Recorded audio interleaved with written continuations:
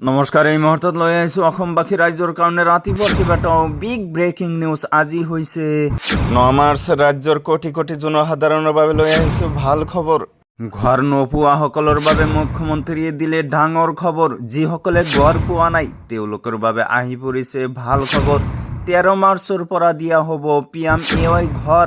ৰাজ্যৰ কোটি কোটি মহিলালৈ চৰকাৰৰ বিহুৰ উপহাৰ। 9,000 টকাৰ উপহাৰ ল'বলৈ সাজু হওক আপুনিও। 16 বছৰৰ তলৰ কিশোৰ কিশোৰীৰ সামাজিক মাধ্যম ব্যৱহাৰত আহি আছে নিষেধাজ্ঞা। অৰ্থাৎ 16 বছৰৰ তলৰ ল'ৰা ছোৱালীয়ে ব্যৱহাৰ কৰিব নোৱাৰিব সামাজিক মাধ্যম। শীঘ্ৰেই লাগিব চৰকাৰী মহৰ। লগতে কেইটামান ৰাজনৈতিক আৰু অৰাজনৈতিক খবৰ যুগত কৰা হৈছে আজিৰ দিনটোত। গতিকে এনেবোৰ খবৰ নিতৌ পাই থাকিবলৈ চেনেলটো ছাবস্ক্ৰাইব কৰি ভিডিঅ'টোত এটা লাইক কৰিবলৈ নাপাহৰিব। হয় বন্ধু বান্ধৱীসকল, আজি আমাৰ প্ৰথমটো খবৰ খুবেই গুৰুত্বপূৰ্ণ খবৰ।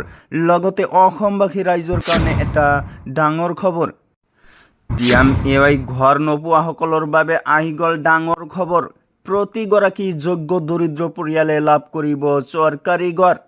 ঘৰ নোপোৱাসকলক লৈ শীঘ্ৰেই চলিব জৰীপ।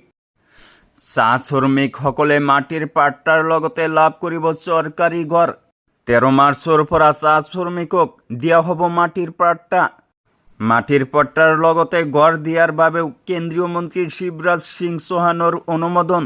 চাহ শ্ৰমিকৰ লগতে ঘৰ নোপোৱাসকললৈ এই ডাঙৰ মন্তব্য মুখ্যমন্ত্ৰী ডক্টৰ হিমন্ত বিশ্ব শৰ্মাৰ। তাৰপিছত জনাইছোঁ আমাৰ দ্বিতীয়টো খবৰ, খুবেই গুৰুত্বপূৰ্ণ খবৰ। লগতে অসমবাসী ৰাইজৰ কাৰণে এটা ডাঙৰ খবৰ। ৰাজ্যৰ মহিলাসকললৈ চৰকাৰৰ বিহুৰ উপহাৰ। মুখ্যমন্ত্ৰীয়ে কৰিলে বৃহৎ ঘোষণা। 9,000 টকাৰ উপহাৰ ল'বলৈ সাজু হওক আপুনিও। অৰুণোদয়ৰ লাখ লাখ হিতাধিকাৰীৰ বাবে এই ভাল খবৰ দিলে মুখ্যমন্ত্ৰীয়ে। 10 মাৰ্চৰ পৰাই চৰকাৰে অৰুণোদয়ৰ হিতাধিকাৰীক একাউণ্টত জমা কৰিব ধন। পুৱাই 11 বজাৰ লগে লগে চেক কৰিব আপোনাৰ bank account.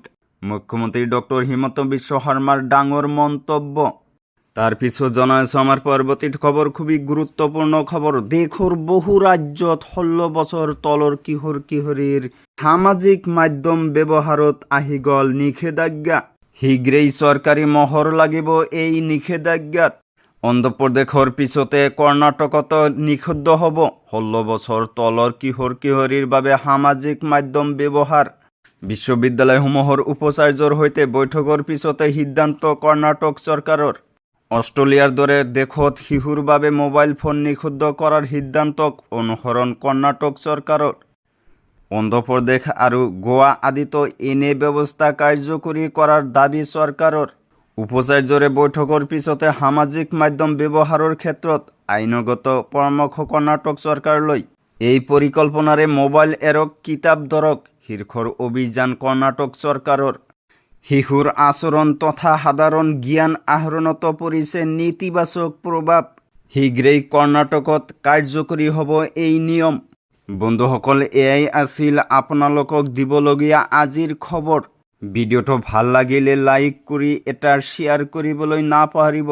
Thank U for ৱাচিং মাই ফুল ভিডিঅ'।